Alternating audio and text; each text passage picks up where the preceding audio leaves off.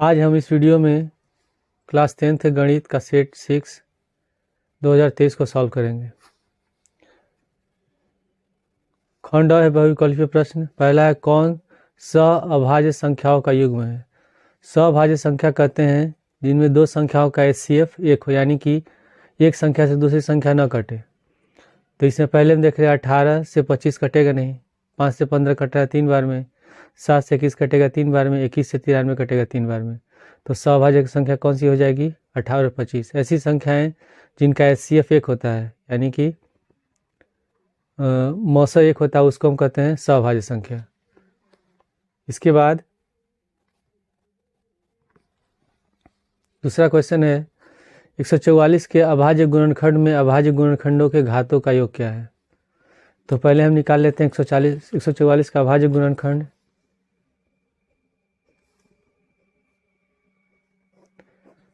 दो से भाग देंगे 72, फिर 2 से भाग देंगे 72 में 36 बार में, फिर 2 से 36 भाग देंगे 18 बार में, फिर 2 से 18 भाग देंगे 9 बार में, फिर 3 से 9 भाग देंगे 3 बार में, और 3 से 3 भाग देंगे 1 बार में। तो इसका अभाज्य गुणनखंड 2 कितनी बार है? 1 2 3 4, और 3 2 बार गुणा है।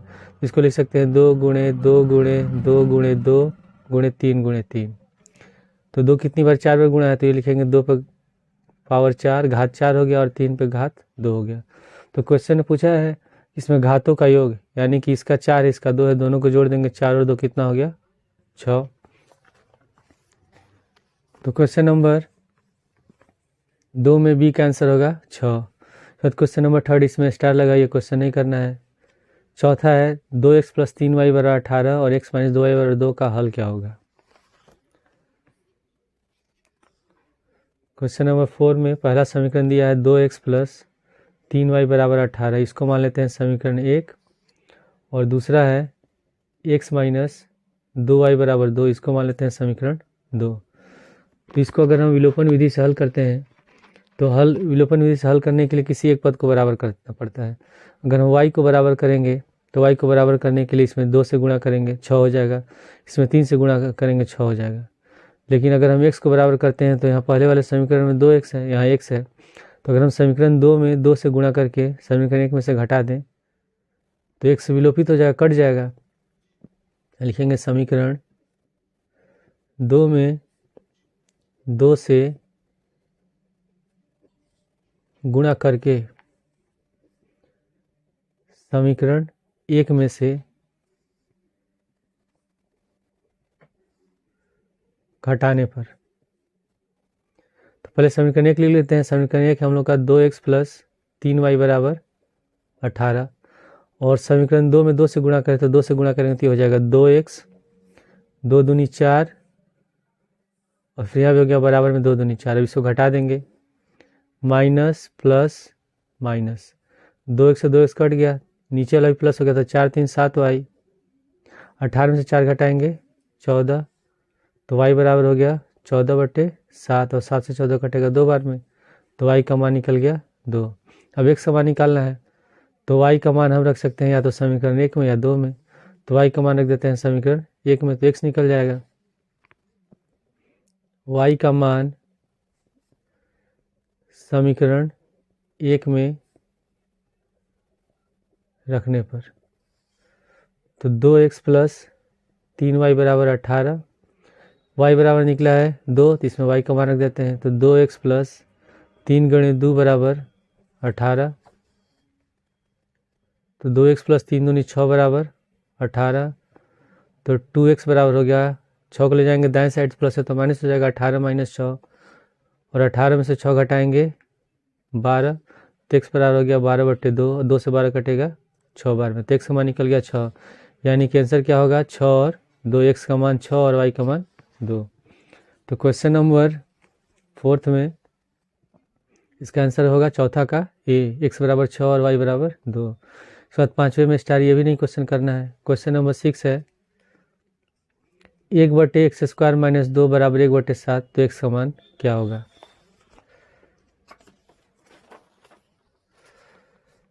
क्वेश्चन नंबर 6 में लिखा हुआ है 1/x² - 2 = 1/7। अब हम क्या करेंगे, क्रॉस मल्टीप्लाई कर देंगे, 7 को गुणा कर देंगे 1 में और एक्स स्क्वायर माइनस 2 से गुणा करेंगे 1 में, तो 7 एकम 7 हो गया और इससे गुणा करेंगे तो हो गया एक्स स्क्वायर माइनस 2। अब अगले स्टेप में क्या करते हैं हम लोग, इसमें -2 को या 2 को ले आ सकते हैं बाएं साइड, ठीक है, या 7 को ले जाएंगे इधर और एक्स स्क्वायर को इधर ला देंगे। तो एक्स स्क्वायर को अगर हम बाएं साइड लाते हैं तो माइनस एक्स स्क्वायर हो गया, यहाँ -2 और 7 को अगर ले जाते हैं दाएं साइड तो -7 हो जाएगा। तो माइनस एक्स स्क्वायर बराबर, दोनों को -2 और -7 होगा -9, माइनस माइनस कट गया प्लस, तो एक्स स्क्वायर बराबर हो गया 9, और जब स्क्वायर हटाएंगे तो इधर हो जाएगा वर्गमूल या स्क्वायर रूट हो जाएगा। तो एक्स बराबर प्लस माइनस लगाएंगे, लिखेंगे √9 और 9 का वर्गमूल होता है 3, तो एक्स का मान निकल गया +-3। तो छठवें का आंसर होगा एक्स बराबर +-3। तो ये होगा छठवें का सी। इसके बाद 7वां क्वेश्चन है, व्यास ए बी के एक वृत्त का केंद्र 2-3 है और बी का निर्देशांक 1-4 है, तो ए का निर्देशांक क्या होगा हमको बताना है। क्वेश्चन नंबर 7 में एक वृत्त है जिसका व्यास दिया है ए बी और इसमें बी का निर्देशांक है 1-4। हमको ए का निर्देशांक निकालना है, ए के निर्देशांक को मान लेते हैं XY, और जो व्यास होता है ये जीवा होती है जो वृत्त के केंद्र से होकर जाती है, और वृत्त का केंद्र दिया है इसमें 2-3 इसका निर्देशांक है, तो इसको मान लेते हैं O। तो जो वृत्त का केंद्र होता है ये व्यास का होता है मध्य बिंदु, तो इसको हम इसमें सूत्र का प्रयोग करेंगे मध्य बिंदु निर्देशांक का। तो मध्य बिंदु निर्देशांक का सूत्र होता है x बराबर x1 प्लस x2/2 और y बराबर y1 प्लस y2/2। तो इसमें जो हमारा ये मध्य बिंदु है ये x और y है, ठीक है, और ये हमारा है x1 y1 और ये है x2 y2। तो अब सूत्र के अनुसार x बराबर कितना लिखेंगे, यहाँ 2 लिख देंगे, तो 2 बराबर x1 की जगह x लिख देंगे और x2 की जगह कितना लिखेंगे 1/2। 2 से 2 में गुणा कर देंगे, बाएं साइड ले जाकर 2 दूनी 4 बराबर x + 1, 1 को ले आते हैं बाएं साइड तो 4 - 1 बराबर x, 4 में से घटाएंगे 3 तो x बराबर आ गया 3। इसी तरह y वाले को हल कर देते हैं, y बराबर कितना है -3, यहाँ लिख देंगे -3 बराबर y1 की जगह लिखेंगे y प्लस y2 की जगह लिखेंगे 4/2। 2 से गुणा कर देंगे -3 में, -6 बराबर y + 4। अब 4 को ले जाते हैं बाएं साइड तो प्लस है तो माइनस हो जाएगा, तो -6 - 4 बराबर y, तो -6 और -4 कितना हो गया -10, तो y बराबर हो गया -10। यानी कि ए का निर्देशांक कभी भी निर्देशांक लिखते हैं तो पहले x का मान लिखते हैं फिर y का मान लिखते हैं, तो x बराबर 3 है और y बराबर -10, तो ए का निर्देशांक होगा 3 - 10, ठीक है। तो इसमें क्वेश्चन नंबर 7वें का आंसर होगा x बराबर 3 और y बराबर -10 डी वाला। इसके बाद है क्वेश्चन नंबर 8, इसमें लिखा है कि 3x² - 12x + k बराबर 0 के मूल बराबर है, तो k का मान क्या होगा। 8वां क्वेश्चन है 3x² - 12x + k बराबर 0 के मूल बराबर है, मूल बराबर दिया है, तो इसका जो समीकरण इसकी तुलना हम करते हैं x² + bx + c बराबर 0 से, और अगर मूल बराबर होते हैं तो जो व्युत्कर होता है d इसका मान 0 के बराबर होता है, यानी कि b² - 4ac 0 के बराबर होगा तब मूल बराबर होते हैं। तो हम तुलना कर लेते हैं, तो a बराबर हो गया इसमें 3, b बराबर है -12 और c बराबर है k, c बराबर k हो गया। अब इसमें हम लिखेंगे मूल बराबर है, जो कंडीशन दिया उसको लिख लेंगे, मूल बराबर है इसलिए b² - 4ac बराबर कितना होगा 0, b बराबर है -12 तो यहाँ लिख देंगे -12 का होल स्क्वायर -4 गुणे a बराबर है 3 और c बराबर है k बराबर 0। तो -12 का होल स्क्वायर हो जाएगा, माइनस का स्क्वायर प्लस होता है, माइनस 12 का होल स्क्वायर हो जाएगा 144, -4 12 के बराबर 0। अब 144 को हम ले जाते हैं दाई साइड, तो प्लस है तो माइनस हो जाएगा, तो -12 के बराबर -144, माइनस माइनस कट गया, तो के बराबर हम लिख सकते हैं 144/12, और 12 से 144 कटेगा 12 बार में, तो के का आंसर कितना आ गया 12। तो क्वेश्चन नंबर 8 में का जो आंसर होगा ए बराबर 12। उसके बाद 9वां दिया है कि दो आकृतियां जिनके आकार समान हो परंतु अमाप आवश्यक रूप से समान न हो क्या कहलाती हैं। तो जब दो आकृतियां समान होती हैं, उनके आकार समान होते हैं और उनके माप भी समान होते हैं, तो उनको हम कहते हैं सर्वांग-सम। और जब दो आकृतियां दिखती हो एक जैसे लेकिन उनके जो माप है अलग अलग हो, तो उसको कहा जाता है समरूप। तो 9 का आंसर कौन सा होगा, बी, समरूप आकृतियां। इसके बाद क्वेश्चन नंबर 10 भी नहीं करना है, स्टार है। 11वां क्वेश्चन भी नहीं करना है, 12वां भी नहीं करना है। 13वां दिया है कि tan थीटा बराबर 8/15, तो कोसेक थीटा का मान क्या होगा। क्वेश्चन नंबर 13, इसमें लिखा है कि tan थीटा बराबर 8/15, तो हमको बताना है कोसेक थीटा का मान। जो tan होता है किसका अनुपात होता है, लंब और आधार का। तो हमको निकालना है कर्ण, तो पाइथागोरस प्रमेय से कर्ण बराबर होता है √ लंब का स्क्वायर प्लस आधार का स्क्वायर, ठीक है।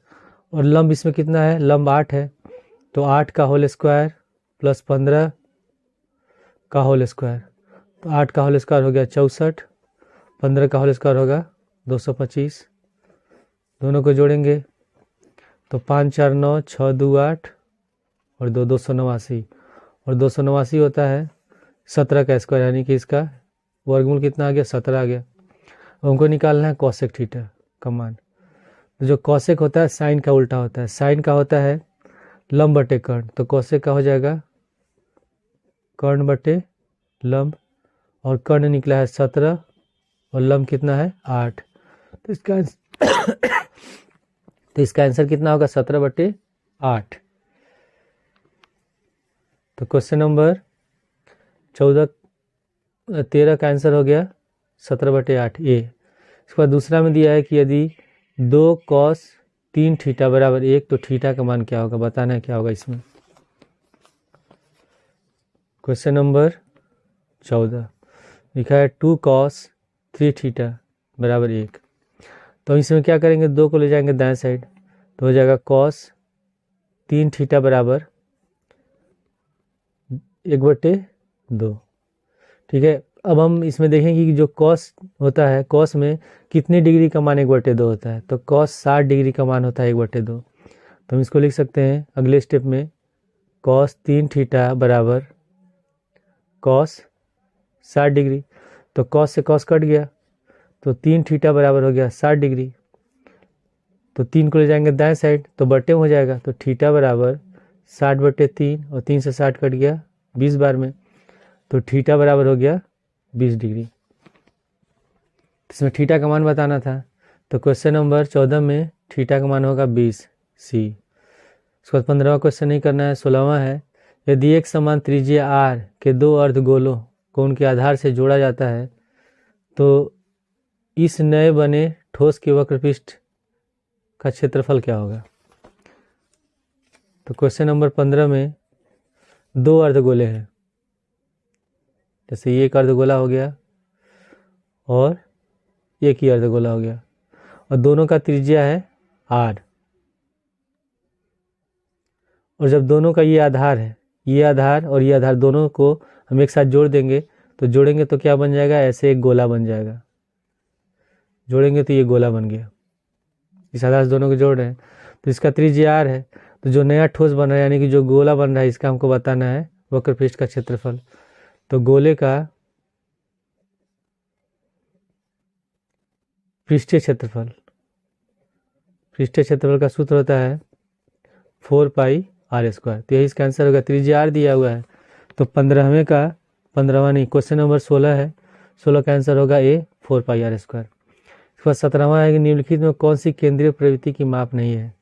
तो जो माध्य होता है ये भी केंद्रीय प्रवृत्ति का माप होता है, माध्यिका भी होता है केंद्रीय प्रवृत्ति का माप, बहुलक भी होता है, लेकिन जो मानक विचलन होता है ये केंद्रीय प्रवृत्ति की माप नहीं होती है। तो 17 का आंसर हो गया डी। इसके बाद क्वेश्चन नंबर 18 है 1 से 9 तक की प्राकृतिक संख्याओं का समांतर माध्य बताना है, क्या होगा।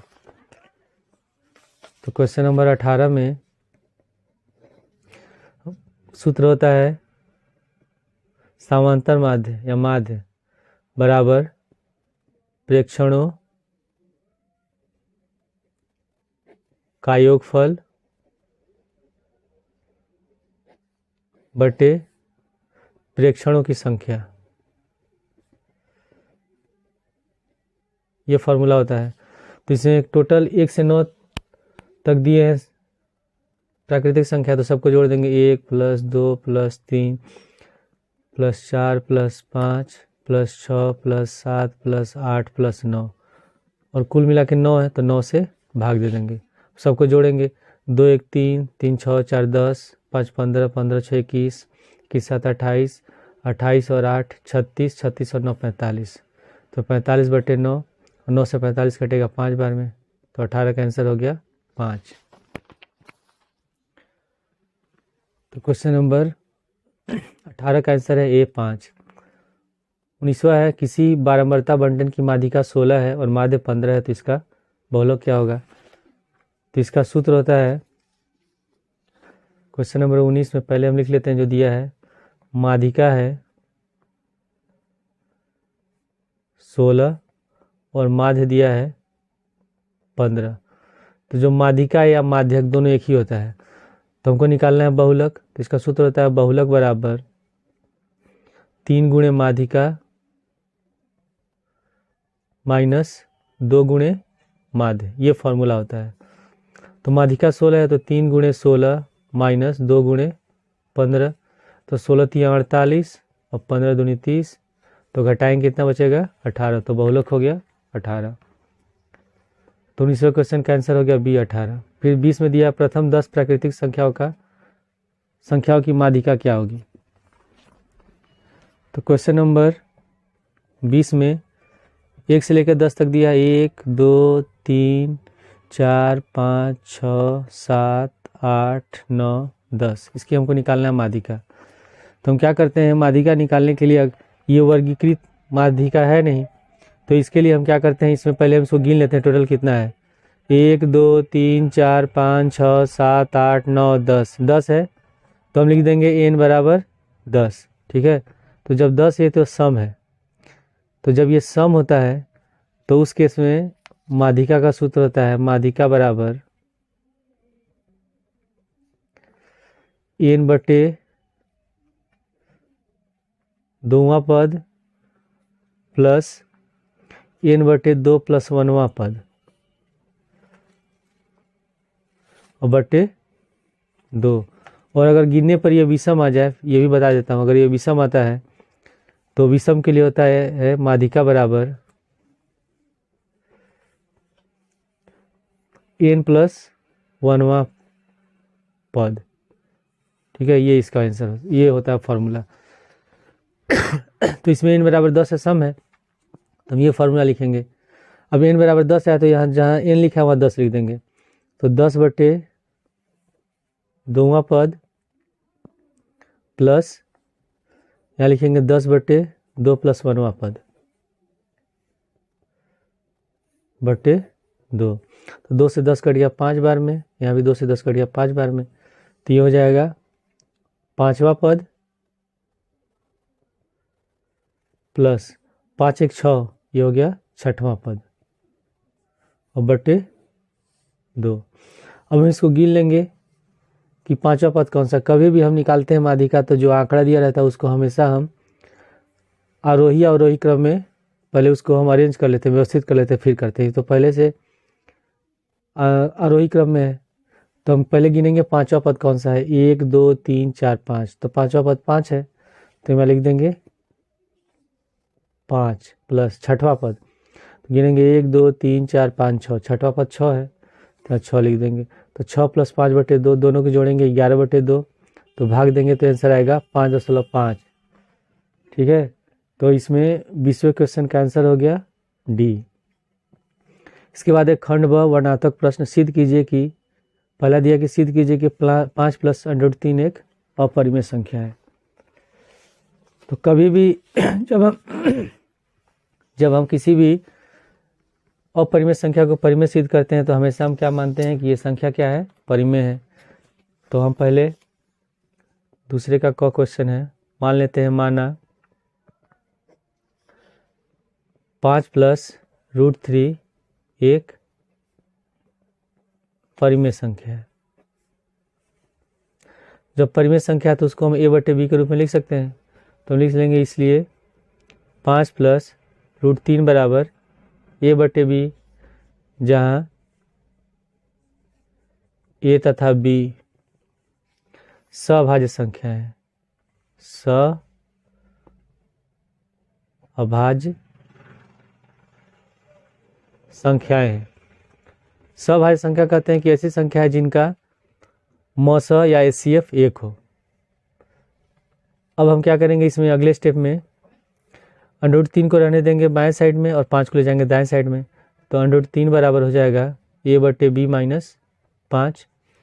तो जब ये a पूर्णांक है, b भी पूर्णांक है, तो a/b - 5 भी क्या होगा, एक पूर्णांक होगा, यानी कि परिमेय संख्या होगा। तो हम लिख सकते हैं यहाँ कि a तथा b पूर्णांक है, इसलिए a/b - 5 एक परिमेय संख्या है, परिमेय संख्या है। अतः √3 एक परिमेय संख्या है। जब a/b - 5 परिमेय है तो ये भी परिमेय होगा। लेकिन हम जानते हैं कि √3 क्या है, एक अपरिमेय संख्या है। यहाँ लिखेंगे स्टेटमेंट में, लेकिन √3 एक अपरिमेय संख्या है। और यह विरोधाभास क्यों है, हमारी गलत कल्पना के कारण हुआ है। तो इसको भी लिखेंगे स्टेटमेंट में, यह विरोधाभास हमारी गलत कल्पना के कारण हुआ है। अतः 5 + √3 एक अपरिमेय संख्या है, अपरिमेय संख्या है। हो गया इस क्वेश्चन का आंसर। इसके बाद है दूसरा क्वेश्चन। ख में लिखा है कि cos a बराबर √3/2, तो sin 2a का मान ज्ञात कीजिए। ख है cos a बराबर √3/2, तो हमको बताना है sin 2a का मान क्या होगा। तो इसके लिए हम कोण a का मान निकालेंगे। तो हम जानते हैं कि cos में 30 डिग्री का मान होता है √3/2। तो यहाँ हम लिख देंगे √3/2 की जगह लिखेंगे cos 30 डिग्री। cos से cos कट गया, तो a बराबर कितना आ गया, 30 डिग्री। a का मान 30 निकल गया। अब हमको निकालना है sin 2a का मान। तो हम लिखेंगे sin 2a बराबर sin, और 2 गुणे a का मान निकला है 30, तो यहाँ 30 लिख देंगे। तो 30 में 2 से गुणा करेंगे 60 हो गया, तो हो जाएगा sin 60 डिग्री। और sin 60 डिग्री का मान भी होता है √3/2। तो इसका आंसर हो गया √3/2। इसके बाद है क्वेश्चन नंबर ग। सिद्ध कीजिए कि बेलन के आयतन का 2 गुना उसके वक्र पृष्ठ और आधार की त्रिज्या के गुणनफल के बराबर होता है। तो क्वेश्चन नंबर ग, ये एक बेलन है,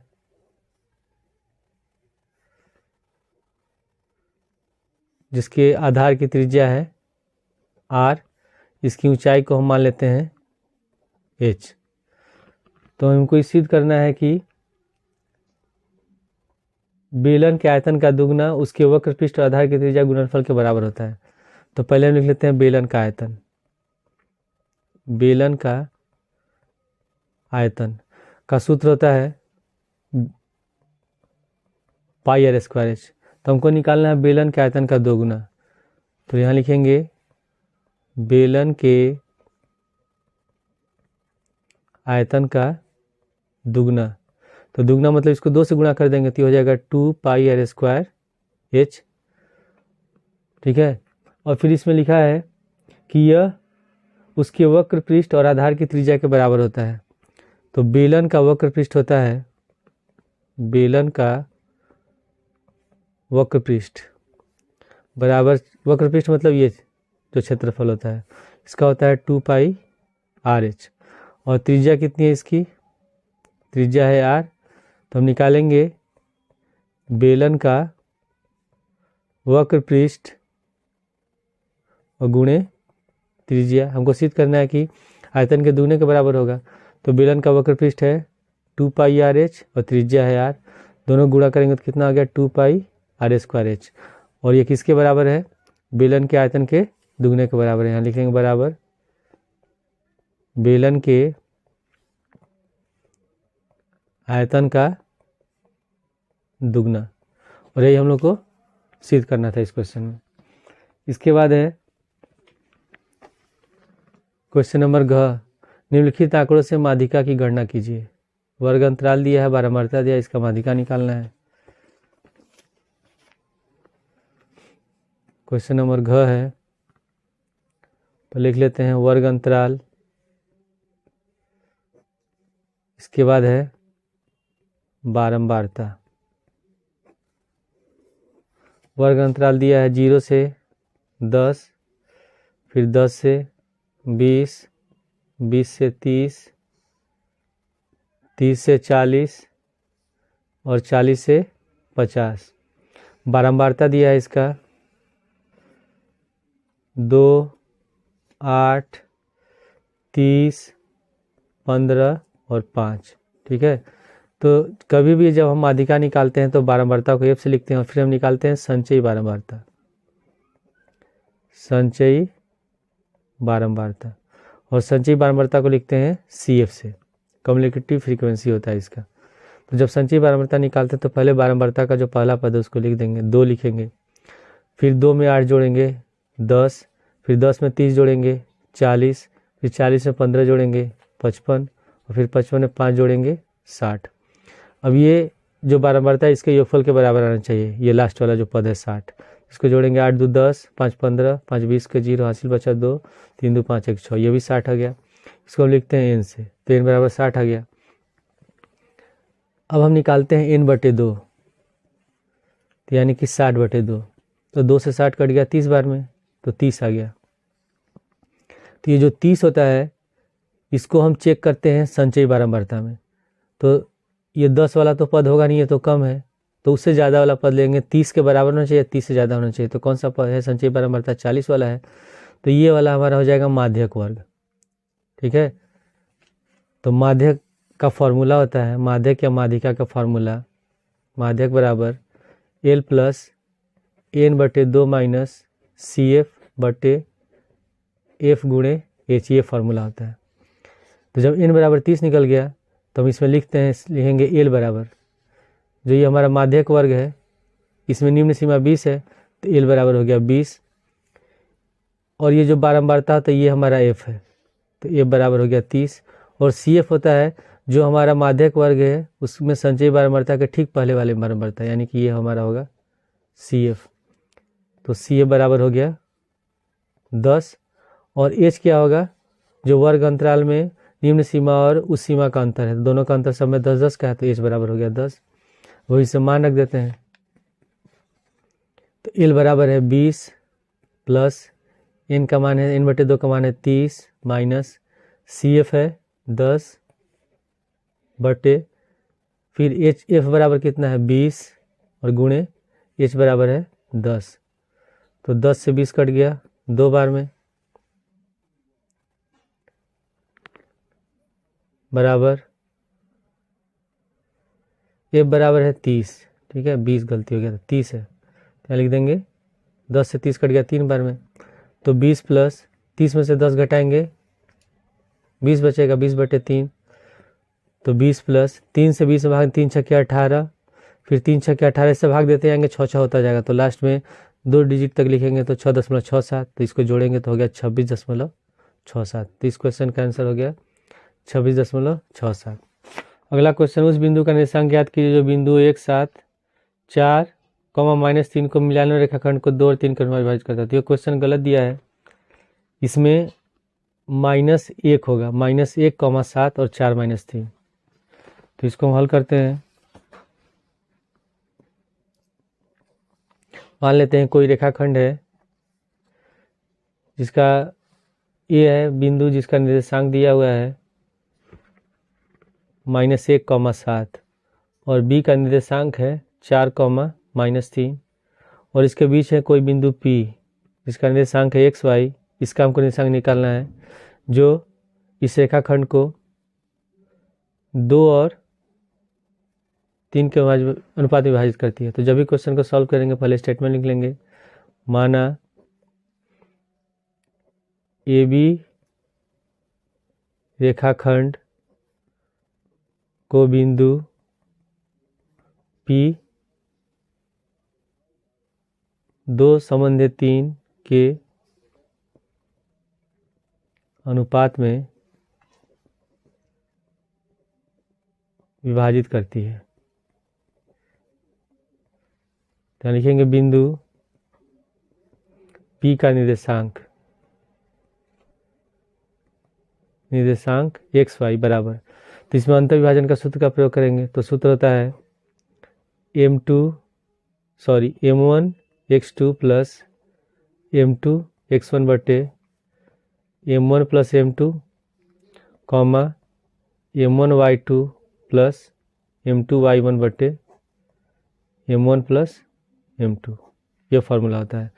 तो इसमें ये हमारा होगा जो एक निर्देशांक ये होगा x1 y1, ये हमारा होगा x2 y2। ठीक है, जो 2 होगा ये हमारा M1 है और ये 3 है M2। हमको P का निर्देशांक निकालना है, तो सूत्र के अनुसार लिखेंगे पहले M1, तो M1 बराबर 2 है, M1 बराबर 2 है तो यहाँ लिख देंगे 2 गुणे x2 है 4 प्लस उसके बाद M2 कितना है 3, M2 3 है तो 3 लिख देंगे गुणे x1 बराबर कितना है -1, तो ब्रैकेट में लिखेंगे -1 बटे M1 प्लस M2 यानी कि 2 + 3, फिर कॉमा M1 की जगह लिखेंगे 2, y2 बराबर है -3 तो लिख देंगे -3 प्लस M2 बराबर है 2, M2 बराबर है 3 गुणे और y1 बराबर कितना है 7, तो 7 लिख देंगे बटे M1 प्लस M2 तो 2 + 3। अब इसको हल करते हैं, 4 दूनी 8, 3 एकम 3 और ये माइनस में है तो -3 बटे 3 2 5, कॉमा इसको जोड़ 3 दूनी 6, माइनस में तो -6 प्लस 3 7 21 बटे 3 2 5, तो 8 में से 3 घटाएंगे 5 बटे 5 और 21 में 6 घटाएंगे कितना होगा 15 बटे 5, तो 5 से 5 कट गया 1 बार में, 5 से 15 कट गया 3 बार में, तो इसका आंसर कितना हो जाएगा 1,3, यानी कि बिंदु P का निर्देशांक हो गया 1,3। इसके बाद है क्वेश्चन नंबर 2 से लेकर के 5 तक, ये हम लोग अगले वीडियो में सॉल्व करेंगे।